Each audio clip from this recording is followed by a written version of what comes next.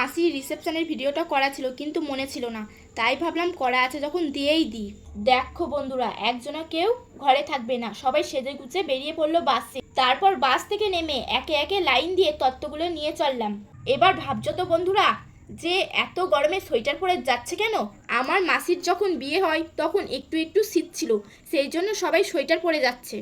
তারপর দেখো মাসির শ্বশুর বাড়ির লোকেরা যে লঞ্চটা ভাড়া নিয়েছিল কি দুর্দান্ত, আর এই লঞ্চটা ছিল চন্দ্রনগর বাস স্ট্যান্ডে। তারপর মাসির সঙ্গে সবাই অনেকক্ষণ গল্প টল্প করে নিলাম। তারপর গল্প করার পর যে যেটা খেতে ভালোবাসে খেতে খাবারের স্টলের দিকে চলে গেল। আর আমি খেতে ভালোবাসি ফুচকা আর আইসক্রিম। ফুচকা আইসক্রিম খাওয়ার কিছুক্ষণ পর রাতের ডিনারের টেবিলে বসে পড়লাম। ডিনারটা দেখানো হয়নি, তার কারণ হচ্ছে ফোনটা চার্জ ছিল না। তারপর মুখে পানটা যেই ভরলাম গা বমি দিতে শুরু করলো, সেই জন্য আমি পানটা মুখ থেকে বের করে মাসির বাপের বাড়ির দিকে সবাই রওনা দিলাম।